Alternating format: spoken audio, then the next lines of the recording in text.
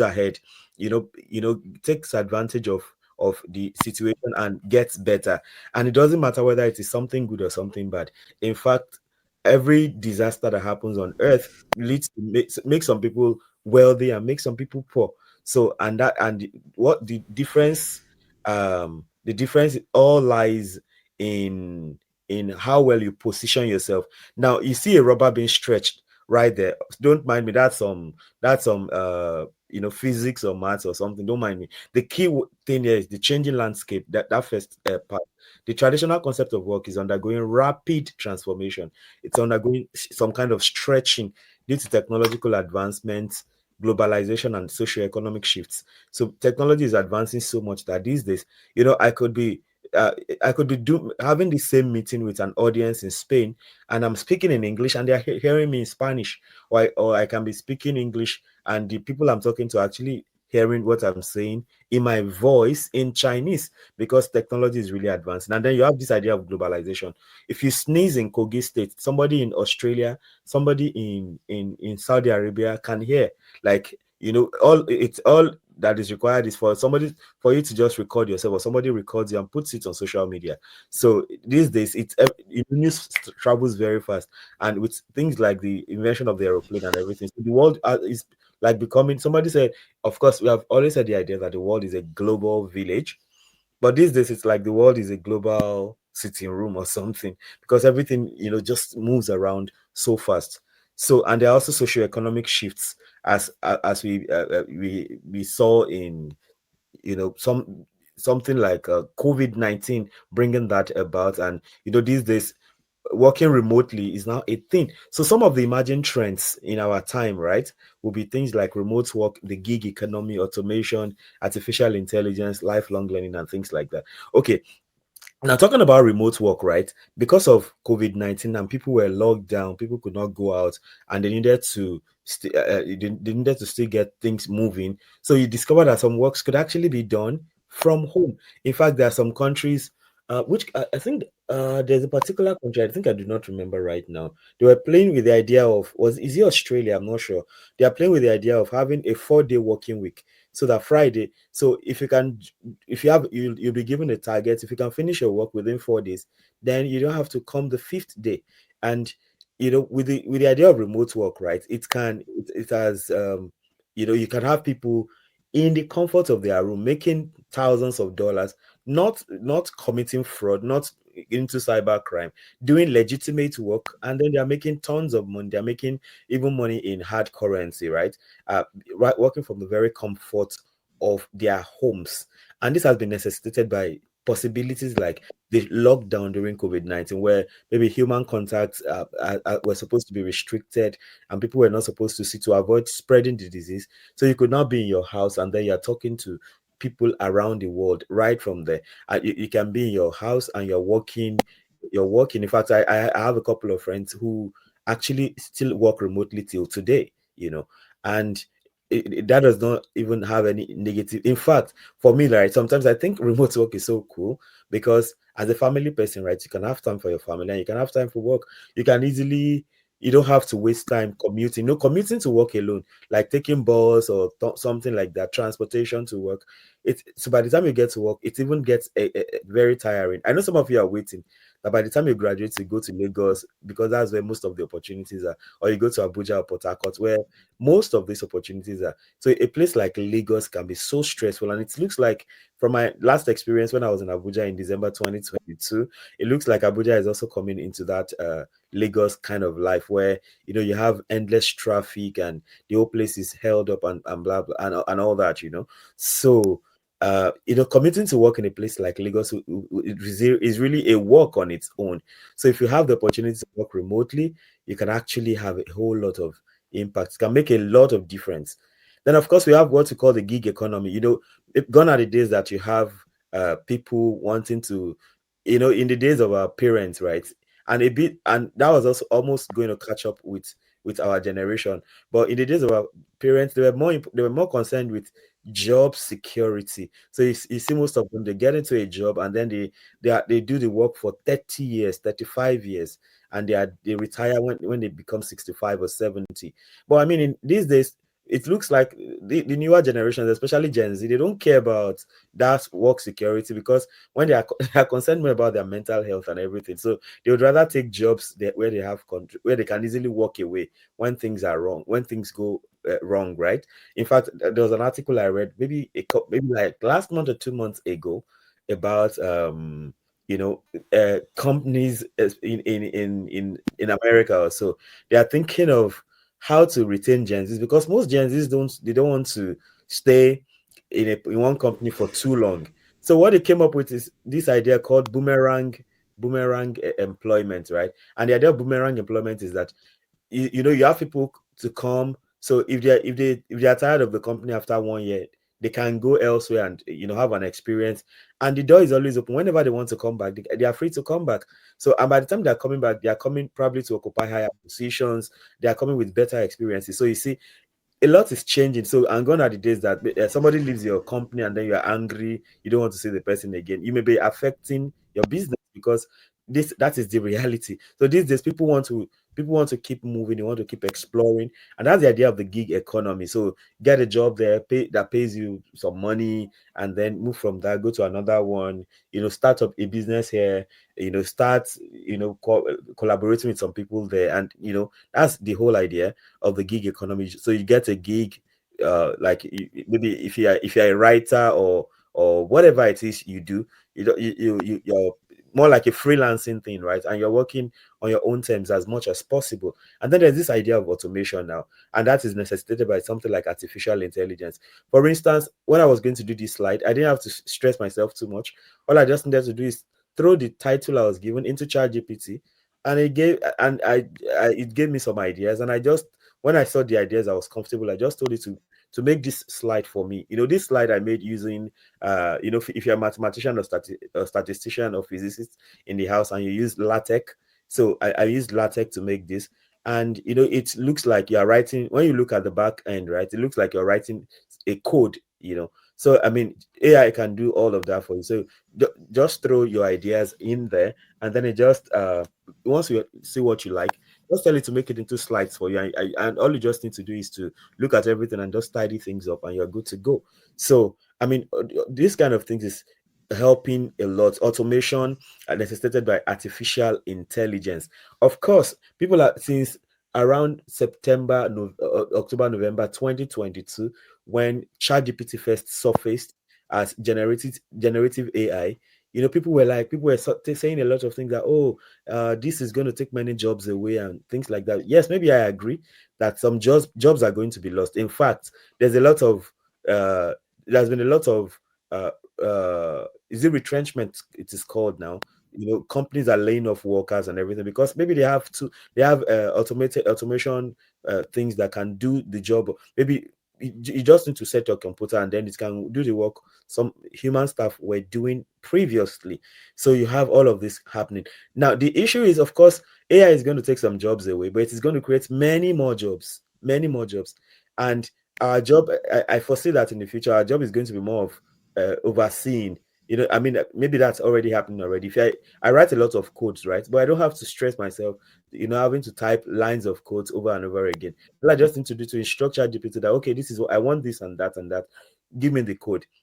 And if I try so where my expertise comes in, as maybe somebody who uses Python, is I already know what I'm expecting. So if I observe the result and it's not looking well, I may have to now tweak it a bit, correct the errors, debug it. Normally, if I did not know Python, there was no way I would be able to do the whole debugging thing. So you will still need to learn skills. You still need to learn skills, but then your job will be more like you're overseeing things, not like you're doing all the whole work again. It's more like you're working smart. And that's why you can be seated there and somebody can be doing so who is so if you're still hesitant about using AI, I think one thing I want to tell you in this meeting is wake up, wake up.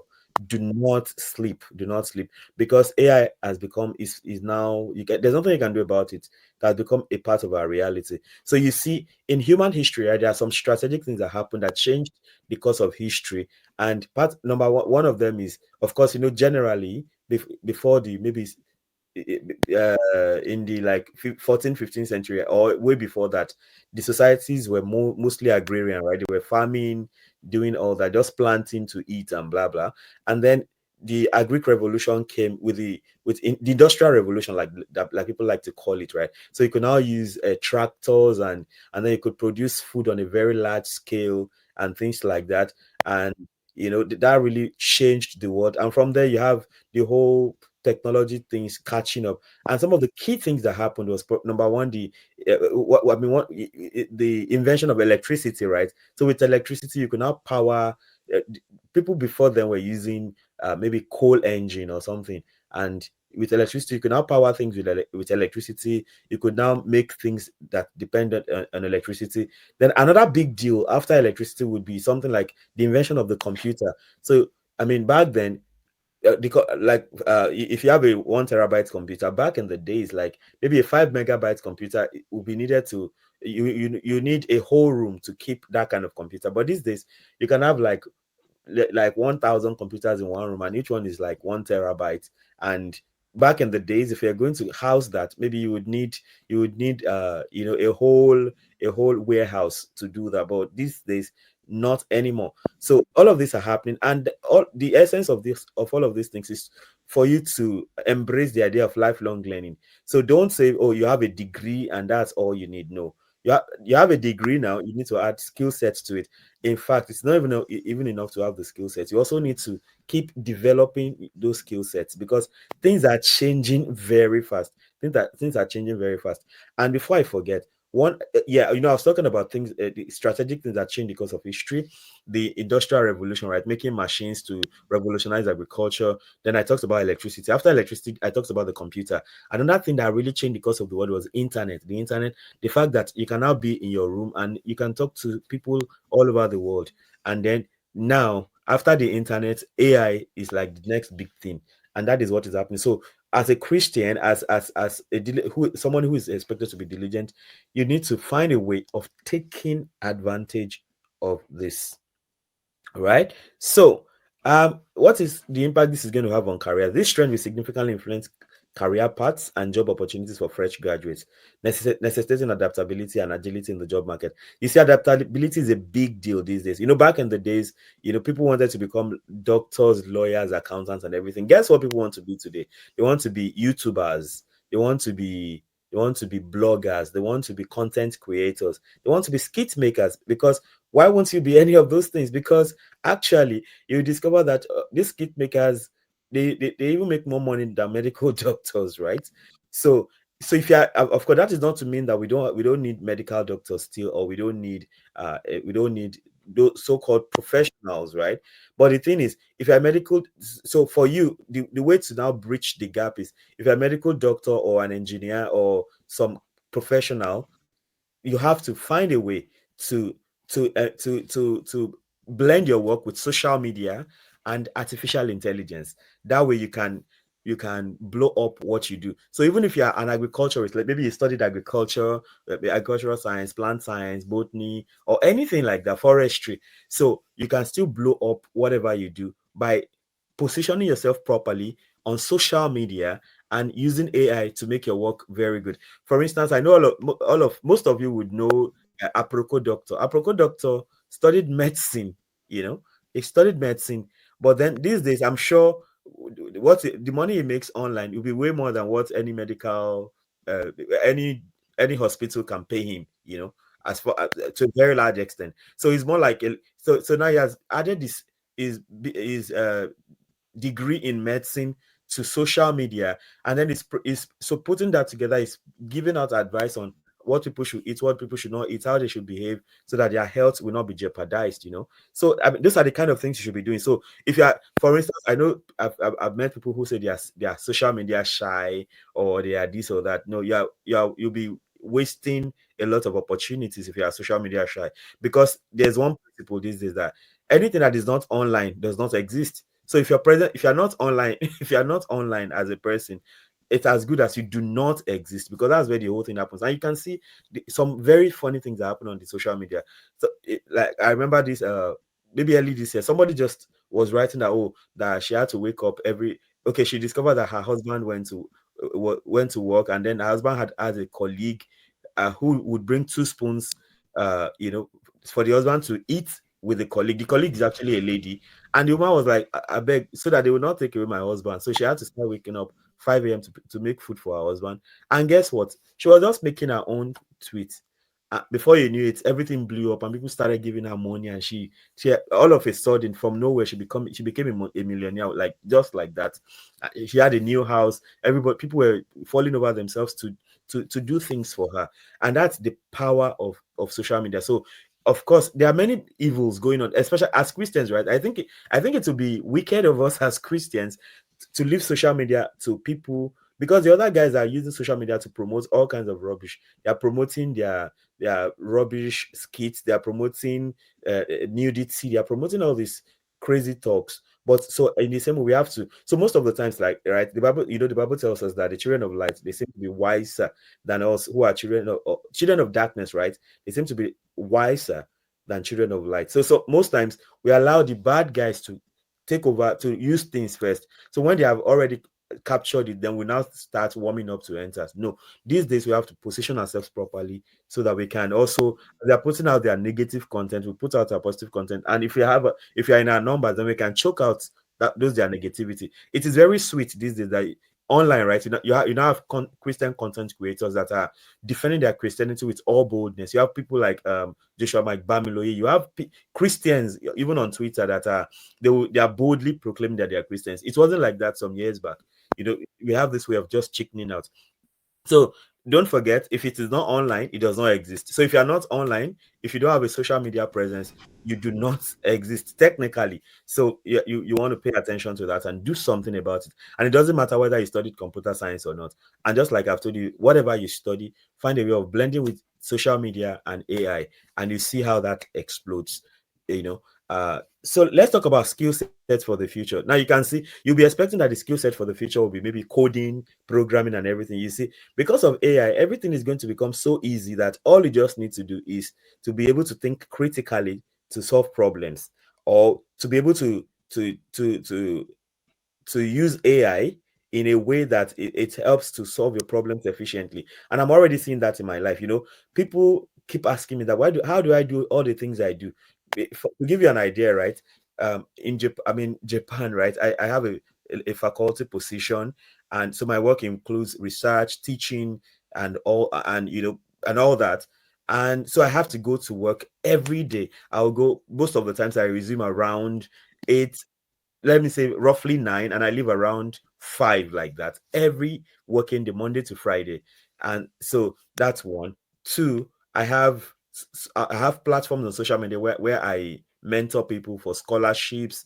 I also have a forum for boys, the Real Boys Forum, where I have this passion to share ideas to raise solid men, because there's a lot of attack on the boy child, right? Because everybody's talking about the girl child, nobody really cares about the boy child. So the boy child is left to figure his life out. So that gave me this burden to have a platform for young men, mostly from 100 level to say age 40. So I mean, with what I've experienced up to this time, so I feel like I am in a very good place to to to mentor such young men, right? So, and there I get to talk about things ranging from academics to career to finance to fitness to leadership. Then I talk about marriage. I talk about parenting, personal development, relationships, and spirituality. So I get to write around these topics from time to time and all that. So you have research. I have those online platforms where I mentor people. I just started a YouTube channel like 2 months ago where I teach mathematics online. I also post content on Bible stuff, right? And of course our activities in the Real Boys Forum. So then I have a wife, I have 2 children, right? I also have one or two businesses where, like, I'm on the board of, for instance, of a particular startup studio that is coming up very soon. So I mean, you have all of this going on, and I have to attend meetings. I belong to some groups where we collaborate on research. So we have all of these things going, and I just have to find a way of being effective. So it means I have to manage my time well. I need to use AI to my advantage, so I don't have to waste time on things unnecessarily. So you see, critical thinking and problem solving become very useful in the future we are going into, because you just need to monitor it. One field all of us should be good at is prompt engineering. And prompt engineering is simply asking AI to do what you need to do. And all of us, 10 people can be seated, we are given the same task, and the way you prompt AI can make the difference between the results you get and the results other people get. So that prompt engineering, you need to know the right questions to ask to get what you need to get, right? So you see, critical thinking and problem solving, it may look like it's mundane, it's the normal thing. So, but in fact, I hope there are courses online you can take on critical thinking and problem solving, as simple as those concepts look like. And if you can have that, I mean, for someone like me, because I studied mathematics, I probably already have, my brain wired in a way as to, look through a problem and see what happens. And it doesn't have to be mathematical problems alone, right? Because the whole thing we do in mathematics is we want to say, okay, you want to find a way when there is no way. You want to bring in something when there's nothing, right? And that we model after God. So you talk about digital literacy. I mean, it's simple. Know how to use a computer. If you do not know how to use a computer yet, in fact, I think maybe one of the things we should do as NCCF, I think we did that when I was in Katsina, right? There should be training on digital literacy, basic things as how to use a computer. I know there are people who studied computer science who do not even know how to use Microsoft Excel or Microsoft. Maybe they can try with Microsoft, or they do not know how to use Excel or PowerPoint or anything like that. So you are not preparing for the future if you are like that. So if you do not know how to use a computer, please, it's very important that you're able to do that. Basic things, computer appreciation, how to find your way around, how to use the internet, and now how to use AI. That's very important. And of course, there's this idea of emotional intelligence. You see people behaving, and then the whole idea of emotional intelligence is that you understand your own emotions, and you can also understand other people's emotions, and then you can walk around it. So for instance, you have all kinds of people, right? One thing I've seen is you don't have power over what people do to you, but you have power over how you react to what they do. And that is where the whole emotional intelligence thing comes in. Over time, I've learned to live with anybody, no matter who you are. So all I just need to do is once we come together, if I can ask you and be like, what do you like and what don't you like? And if it's once you tell me, I begin to work in accordance with that. And even if you don't tell me, I just observe you and I discover, okay, it's like when I'm talking this, I remember in 400 level when I was in year 4 in FUTA. I was in this particular room, and there was this guy. And for me, I like argument. I like all these political talks. I just like to talk. I like gisting plenty, right? So, and I discovered that whenever we was having conversations with other people, there was this particular guy in the room who was always, he didn't like it, and I did not know. But one day he had to blurt out, and he was like, "What? You always behave like you know everything." I was like, wow, okay. So from that day, and I usually get very excited when I'm discussing things I like politics and technology and things like that. And after he said that thing, do you know what I did? And Anytime talking, after I said that, you know what I did? there's an Anytime, after I said that, you know what I did?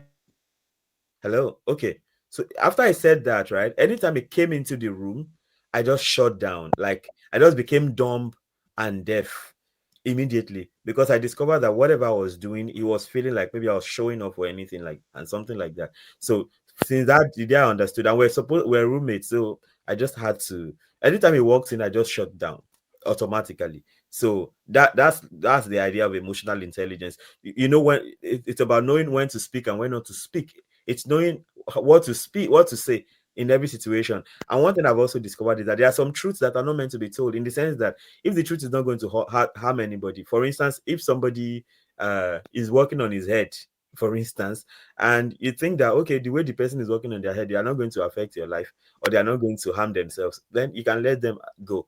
But it's all emotional intelligence is all about knowing when to talk, how to talk, and how to relate with others with wisdom, basically. And of course, creativity is going to become a big deal, right? And this in these days of AI and all that, right? So how the best how what you get from AI is going to be dependent on how creative you are with things like prompt engineering, which is asking AI to do what you need to do, like that. So these are very essential skill sets for the future. Then I talk about lifelong learning. Lifelong learning is crucial for staying relevant in a rapidly changing job market. So graduates must embrace opportunities for ongoing education and skill development. So don't say, oh, I have got my degree and that's it. No, these days you cannot survive like that. In fact, adaptability is really important here. So I've heard of medical doctors becoming marketers. I've heard of all kinds of transformations going on all over the place. For me, I have this maths background, right? And I've always done the whole maths thing. And along the line, I've always thought, oh, I think I needed to pivot into data science. So that way now. So, and in the last 2 years I've really been heavy on that. In fact, I teach data science, I mean data analysis, right, using Python in a startup. And that has been such. So with that added to my portfolio, right, anywhere I get to, I don't have to be restricted to lecturing in the university or teaching. I don't have to be. I can as well be a data scientist or anything like that. So by the more skills you learn, the more opportunities you give yourself. And this whole idea of skill, you have skill, you have skill generally, right? Like skilling to get acquire skills, you consider as skilling, right? And then sometimes you have to upskill. You need to upgrade your skill. That's why even in government of in the government or private sector, they send people abroad or somewhere for some kind of training so they can make their skills better. So it's skilling, upskilling. There is even cross skilling. So it's like you're working in a place and maybe your own area is marketing, and maybe it may get to a time you may need to do some cross skilling in PR. So maybe there are some companies they transfer you from one place to another, so you can have experience in different areas and all that. So upskilling may be very important, cross skilling important, and all these kind of ideas. So lifelong learning is extremely important. So talking about remote work and collaboration, right? Remote work offers flexibility but requires effective communication, collaboration, and time management skills in virtual teams. Now, some organizations may not like remote work because they don't have power over what their workers are doing at home. But it is I want to think it's very easy depending on the kind of job, right? So one way to make sure remote work is effective is give people targets. So if every month you are supposed to send 500 emails, if you can send the 500 emails from the comfort of your home, then you don't need to come. Or if you are supposed to teach some classes, as far as you teach those classes, nobody cares where you are teaching the class. It could be in your room, it could be on a trip somewhere, and you're teaching. So as far as people have targets, they can actually work remotely and everybody is happy, right? So then we talk about the idea of entrepreneurship and innovation. Now, graduates should consider entrepreneurship and innovation as viable career paths, emphasizing resilience, creativity, and risk taking in pursuing their endeavors. So if you're there and you have maybe some business ideas, it may not be a bad idea at all to innovate, to bring these things to life, right? So just like I told you the other time, currently I sit on the board of a startup studio, and our job is to bring people's ideas to life and all that. So of course it's not like you have to be sure that you have a concrete, I mean, you have a plan, right? You have a plan that we can run with, basically. So it's really important. So um and as you can see, right, most of the rich people in the world they are not employed people. They actually have their own businesses. They are entrepreneurs, or they are business owners. So of course, that is not to mean that everybody has got to be an entrepreneur. That's not what I'm saying at all. Because if everybody's an entrepreneur, who is going to work for those entrepreneurs? So, but if you have propensity for entrepreneurship and innovation, you don't want to waste. You want to bring things to life. You want to follow that. So some of you may never have to take any job up, but of course, I'm not also saying it in the sense that some people take pride in the fact that, oh, I will never work for anybody. Of course, if you don't have to work for anybody, but if you are meant to work for somebody and you're saying that you're wrong, right? So don't don't just know your place, know your niche, and be there. So if you are going supposed to be an entrepreneur, it's not easy, especially when you're starting out. As an entrepreneur, right? It's all about you put in all the effort. If you employ people, you have to pay them whether you make profit or not. It's not their business. But once you start making profits too, their salary is their salary. So even if you're making 100 times what they make. And of course, salaries have scales, right? As far as they're paying them what is due to them, and you end up earning like 1,000 times what your top earner in your company is earning. Nobody also cares. So, and that's one thing. So as an entrepreneur, right, if you employ people, you have to pay them. It doesn't matter whether you make profit or not, except that if those people are partners in your business, right? That's one thing. So let's talk about some ethical considerations, right? Because technology is like at the center of this whole thing. So, as technology shapes the future of work, right, it's essential to address ethical concerns such as data privacy. So, a whole lot of things are going on data these days. So, you want to be sure your data is in order. There's no bias in your algorithm. Like people are since ChatGPT, right? That in fact you cannot count the number of AI that have come up. AIs that can just you just type in a text and then it makes a whole video for you. There are AIs like that. You have AIs that can do all manners of things these days. So, and the impact of automation on job displacement. So, of course, automation and AI, automation, of course, driven by AI, is going to lead to some job displacement. But you see, all you need to do is to properly position yourself. And I've given you basic tips like whatever you studied in school. If you still want to go on in that line, you can find a way of combining it with a technology. For instance, if I did maths and I felt data science is going to be very useful for me, and then that is leading me into machine learning and all of those things like right now. So if you studied agriculture, for instance, you want to find, these days, right? I mean, AI is eating into everything. If you go to a country like Israel, they have something called precision agriculture. I hope you know that every plant, depending on their location, needs a particular amount of water and exposure to sunlight. So there are technologies to ensure that when you are wetting a plant, you are giving it the right amount of water at the right time. So it's so precise that you don't have to waste your time at all. So whatever you have studied, right, you can find a way of bringing AI into it. And what I generally recommend is, depending on your field, right, there are key key skills, right? Like, so if you like numbers, right, you may want to think of data science, no matter what you studied. Then if you are the design kind of person, somebody like Olu Daiwil, right? If you're that kind of person, you want to start with graphics design, and then from there you can go up to maybe a user interface and user experience, or you can even go into motion graphics if design is your thing, right? And then if you're of course, and then all of that maybe can lead you to maybe product management and things like that. Then of course there's so you have cyber security. All these things are areas coming up these days. So if you no matter what you studied, that's the interesting part. No matter what you studied, you can end up in some of these things, so you have options. Like, if you do not like the course you studied in school and you don't want to continue a career in that, the easiest way is learn a tech skill.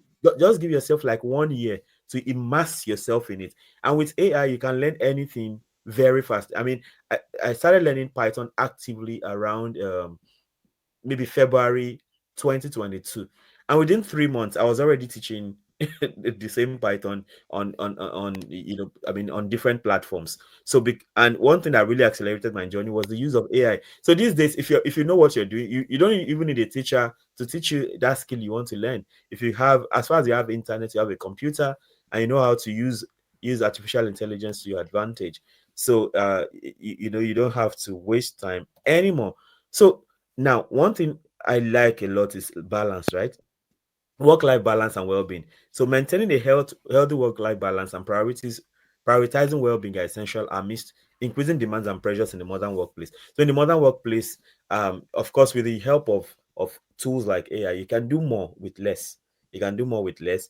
But I mean, so something like remote work can also be an advantage. If you're working from home, it's very easy to take off time to maybe to attend to your kids if you're at home, or something, or to spend time with your spouse. All of that is made easy these days if you work remotely. So, but one thing basically is what I've discovered, that it looks, some people are always busy. They are maybe trapped in a job or something. And then you also have some people, you know having an mostly looks like they're having an easy life. And for me, I think it all starts with mindset. For instance, I've never liked to work. I don't like stressful jobs. And part of why and that's part of why I took up an academic job, especially in a federal university, right? To a large extent, even as a graduate assistant back then, right? All I just needed to do is, if I had a class, I just needed to attend the class. Then if there's a meeting in the department, I attended the meeting. Some days, if I didn't have anything, I could just stay at home. I mean, I could just sleep all day at home, to recover my energy. And of course, when it was time to work, there were times you had to teach. So I'll stand like 8 hours at the stretch, 2 hours here, 2 hours there. And some days are so busy like that. And sometimes you have exams, you're invigilating and everything. So, but for me, I feel that if you want to have good work-life balance, let's start from your mindset. In the first place, because your mind tends to attract, as a man thinketh, right? That's what the Bible says. I think that should be Proverbs 24, verse 7. As a man thinks, so he is. That's I don't know if that scripture is, if I'm applying that way right now, but the whole idea is, just tell yourself, I'm not, I don't, I'm I just tell myself, I came to do two things in this life. I came to serve God and to marry my wife, and every other thing I do is to service those two things. So as a result of that, anything that will affect my relationship with God, you don't want to take a high paying job that takes you away from God, because at the end of the day, you are just you're exposing yourself as cheap prey to the devil. So you don't want to take any job that tampers with your relationship with God, no matter how high you rise. That's one. And number two, you don't want to take any job that will affect your marriage. If you are going to be married, though, because I also know there are some people like Apostle Paul in the house. Maybe, if you're like that, you're free. But I mean, if you're going to be married and you're going to have kids, nothing should affect your relationship with God, and nothing should affect your relationship with your wife and your children. Because beyond work, by the time you finish doing all the work, you should have a place to go to. If you don't have a place to go to, you can be really frustrated. So, in conclusion, graduates must proactively adapt to changing trends and technologies, embracing the future of work with confidence, resilience, and a commitment to continuous growth. So, that ends my first part of the talk. So I have just 15 minutes to talk about graduate school stuff. I don't have a slide for that because well, I've made a lot of slides for different other situations, but in this case, I didn't really make. Oh, I have 9 minutes on this call even. Okay. So I have to really. Okay, so I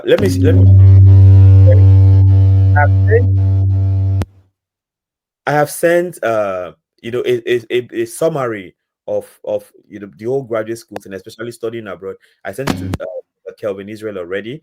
It's very free to share with you. So I'll just summarize whatever I have to say in 8 minutes. So first of all, right, if you how do I even start? How do I even start? Okay, things that matter, right? If you want to study abroad, your academic background really matters a lot. So if you have a high CGPA, like you have a first class and upwards, things are a bit easy for you. But of course, it doesn't mean that if you have a two or third class, you cannot still get scholarships. The only thing is that you need to put in more efforts. You need to put in more effort. What happens most times is that if you have a poor bachelor's degree, like you have two or below, so you may want to go for a master's in an area where you are really passionate, where you can easily have a distinction or a very good record, or you can have well, you can publish, if you can have like a distinction from masters, or you can publish from your master's work, you can combine that with that result you have from bachelor's degree, and then from there it is easy to sell yourself. So that's one thing. So your academic background, your research background is very, very important. So it's really important. So, and other things will be, now if you're an executive in NCCF, for instance, or you're an executive in your fellowship in the university, it's a very big deal, because these days people just don't just look at only your academic records. They also want to see, or are you of service to your community? Are you taking leadership roles? So because they believe that, if you, for instance, when I was an undergraduate, right, from 200 level upwards, I was so busy. Like in 200 level, I was assistant general secretary of NIFES, CCF NIFES. In 300 level, I was Bible study secretary. In 400 level, I became the zonal general secretary of NIFES in Akure zone. Then Akure zone was covering Ondo and Ekiti State. So I had to travel Ondo and Ekiti State, and sometimes even travel to Ibadan for zone for area meetings and things like that. So imagine combining that with with my studies and still coming up with a nice result, that tells a lot of story to whoever is interviewing you for a job, or whoever is considering your document for a scholarship. So that really helps a lot. So if you don't already have some leadership skills, like, it doesn't even have to be fellowship, it could even be your CDS.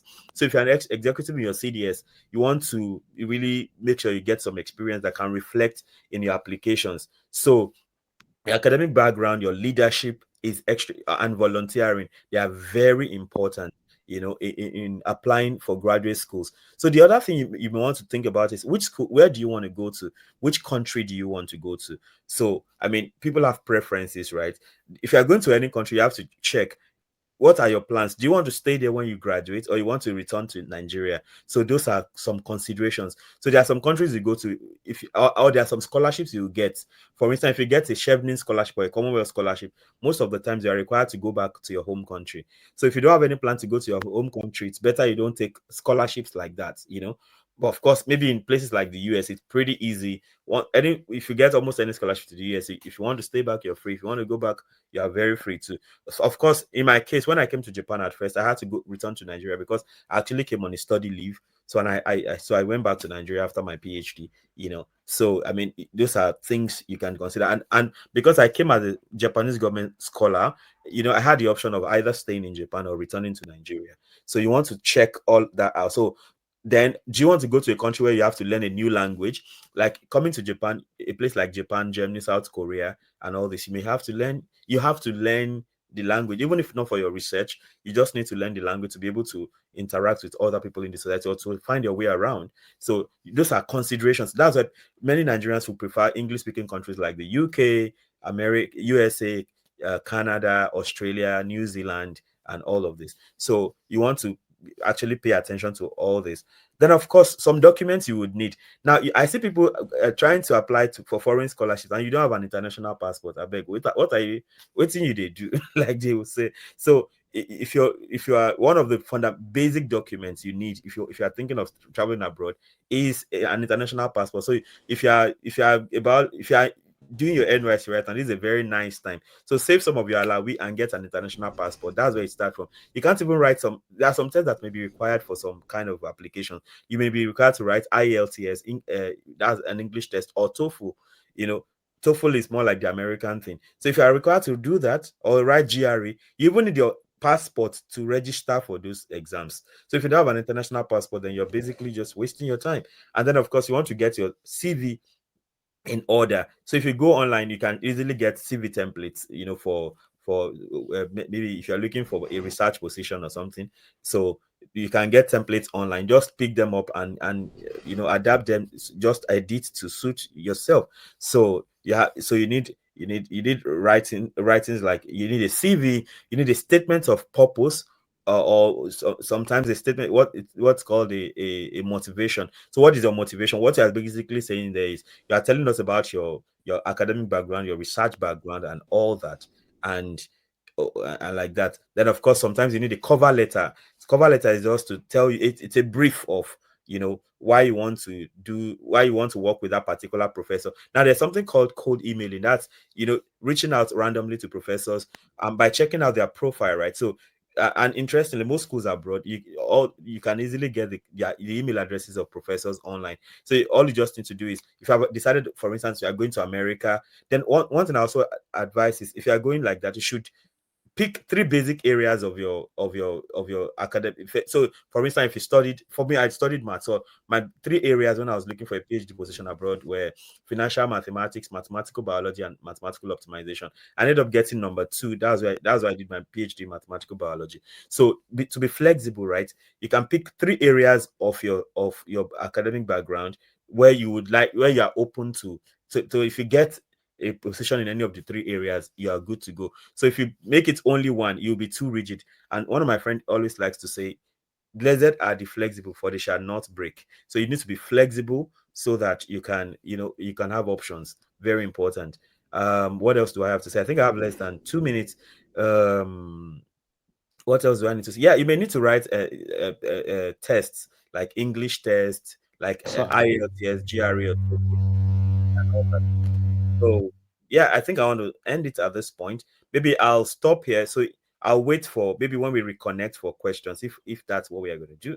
So that's like a summary of graduate school stuff. But I have something more comprehensive that I've sent to brother Kevin Israel already. So you feel free to share it so you can get an idea from that. So I'll stop here before the thing stops on us. Okay. Yeah. Thank you very much, Doctor. I already sent another link to you, sir. Oh, excellent. I'll Online, go so check we can that. reconnect, sir. So we'll Yeah. be taking questions when you come back. Um, Nice. yes. Okay. So thank you very. Please let's appreciate Doctor.